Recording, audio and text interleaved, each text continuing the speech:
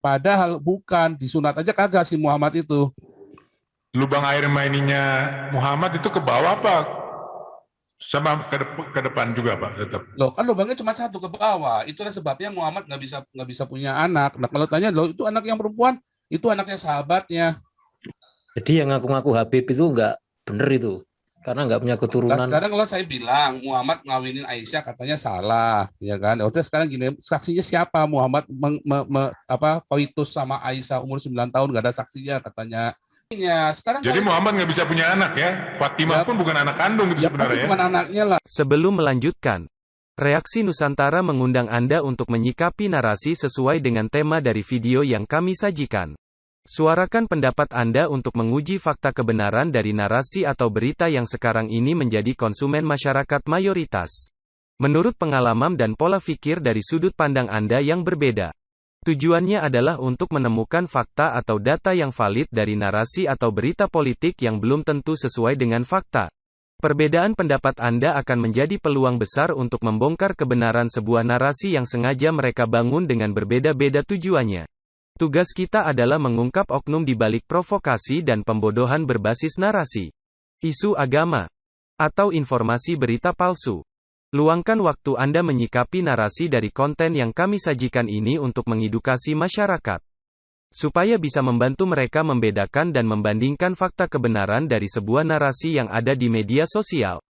Sebelum terlanjur meyakini isi narasi tersebut, kami berharap kepedulian bisa membantu masyarakat supaya bisa berpikir lebih baik dari sebelumnya.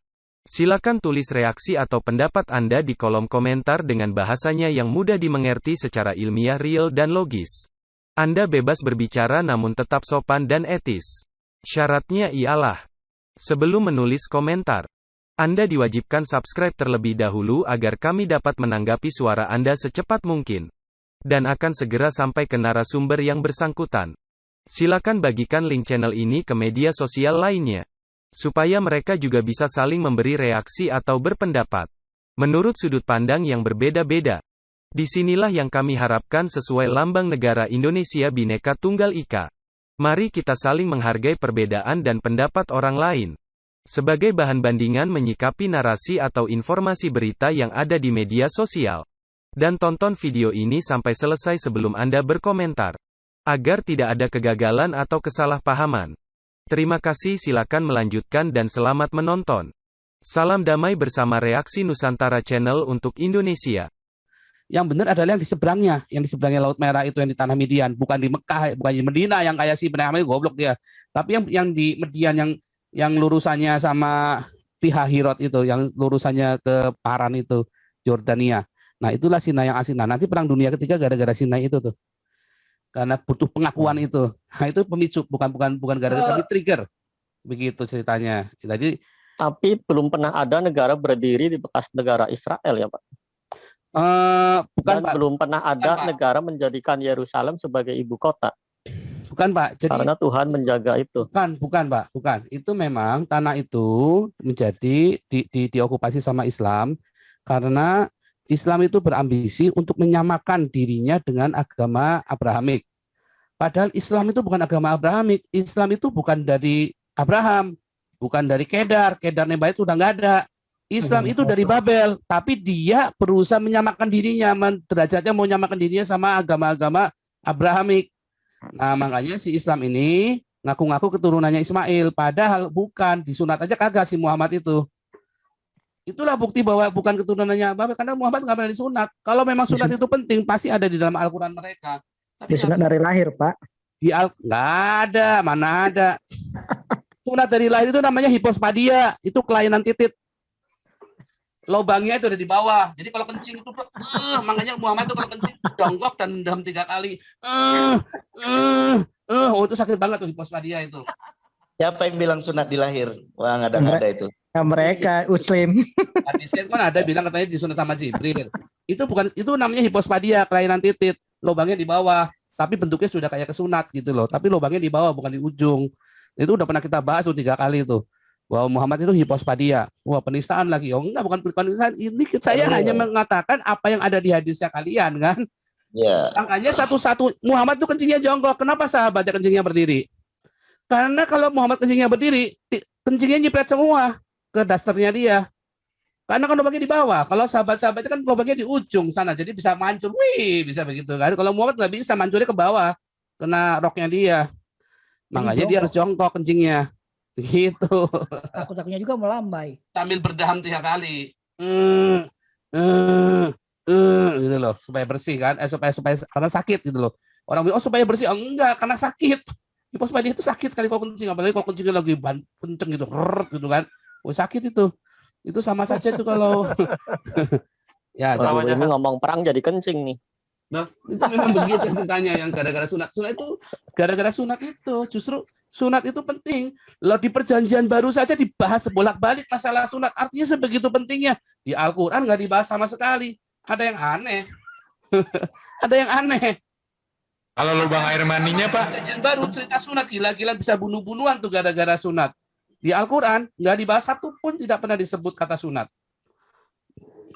lubang air maninya Muhammad itu ke bawah Pak? Sama ke depan juga Pak tetap? Loh kan lubangnya cuma satu ke bawah. Itulah sebabnya Muhammad nggak bisa punya anak. Nah kalau tanya loh itu anak yang perempuan, itu anaknya sahabatnya. Waduh. Loh kita kan nggak ngerti, nggak ada saksinya. Oh. Kan nggak ada saksinya. Sekarang Jadi kalau- Muhammad nggak bisa punya anak ya? Fatimah Ya. pun bukan anak kandung itu ya pasti sebenarnya ya? bukan anaknya lah. Sekarang saksinya siapa? Coba Muhammad punya anak. Jadi yang ngaku-ngaku Habib itu nggak bener itu, karena nggak punya Nah, keturunan. sekarang kalau saya bilang Muhammad ngawinin Aisyah katanya salah, ya kan? Udah sekarang gini, saksinya siapa? Muhammad koitus sama Aisyah umur 9 tahun nggak ada saksinya katanya si Departemen Agama itu si siapa? Si Dani kan? Makanya saya tanyain balik. Loh, kalau nggak ada saksinya, emang kalau mau harus ada saksi ditungguin gitu di sebelahnya. Itu namanya trisam bukan saksi. Saya bilang, itu trisam itu. Aduh, pakai saksi segala lagi Nah, jadi repot. Jadi sekarang saya tanya, ya makanya saya bikin sayembara dulu. Apa buktinya Muhammad bisa punya anak atau punya penis? Nggak ada yang pernah lihat. Tidak ada yang pernah lihat penisnya Muhammad. Bapaknya pun nggak pernah, inang pengasuhnya pun nggak pernah, Aisyah pun tidak pernah melihat penisnya Muhammad. Ada hadisnya, ya kan? Inang pengasuhnya katanya, oh ada sinar yang menutupinya. Nah, katanya berarti kan nggak pernah lihat intinya kan? Pak Paul nggak pernah lihat juga. Saya nggak pernah lihat. Dia nggak kepengen ngelihat juga. Oke lanjut dulu ya. Sudah 10 menit lagi harus selesai. Bukannya Jadi kata teman-teman, sunat ada Pak Paul. saya berharap Bukannya nanti kata Ibu Koni, sunat ada, Pak Pak? Chandra bisa ajak Ibu Koni untuk bisa masuk kemari untuk bicara Tuhan masalah Yesus tolong. hubungan diplomatik Israel dengan Indonesia. Itu sangat bagus ya. Mungkin bukan masalah politik, paling tidak masalah perdagangan. Tapi yang konyol, si Menlu ini bikin retorika lagi. Sebelum melanjutkan, Reaksi Nusantara mengundang Anda untuk menyikapi narasi sesuai dengan tema dari video yang kami sajikan. Suarakan pendapat Anda untuk menguji fakta kebenaran dari narasi atau berita yang sekarang ini menjadi konsumen masyarakat mayoritas. Menurut pengalaman dan pola pikir dari sudut pandang Anda yang berbeda. Tujuannya adalah untuk menemukan fakta atau data yang valid dari narasi atau berita politik yang belum tentu sesuai dengan fakta. Perbedaan pendapat Anda akan menjadi peluang besar untuk membongkar kebenaran sebuah narasi yang sengaja mereka bangun dengan berbeda-beda tujuannya. Tugas kita adalah mengungkap oknum di balik provokasi dan pembodohan berbasis narasi, isu agama, atau informasi berita palsu. Luangkan waktu Anda menyikapi narasi dari konten yang kami sajikan ini untuk mengedukasi masyarakat, supaya bisa membantu mereka membedakan dan membandingkan fakta kebenaran dari sebuah narasi yang ada di media sosial. Sebelum terlanjur meyakini isi narasi tersebut, kami berharap kepedulian bisa membantu masyarakat supaya bisa berpikir lebih baik dari sebelumnya. Silakan tulis reaksi atau pendapat Anda di kolom komentar dengan bahasanya yang mudah dimengerti secara ilmiah, real, dan logis.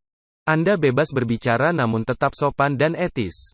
Syaratnya ialah, sebelum menulis komentar, Anda diwajibkan subscribe terlebih dahulu agar kami dapat menanggapi suara Anda secepat mungkin. Dan akan segera sampai ke narasumber yang bersangkutan. Silakan bagikan link channel ini ke media sosial lainnya, supaya mereka juga bisa saling memberi reaksi atau berpendapat menurut sudut pandang yang berbeda-beda. Disinilah yang kami harapkan sesuai lambang negara Indonesia Bhinneka Tunggal Ika. Mari kita saling menghargai perbedaan dan pendapat orang lain. sebagai bahan bandingan menyikapi narasi atau informasi berita yang ada di media sosial. Dan tonton video ini sampai selesai sebelum Anda berkomentar, agar tidak ada kegagalan atau kesalahpahaman. Terima kasih, silakan melanjutkan dan selamat menonton. Salam damai bersama Reaksi Nusantara Channel untuk Indonesia.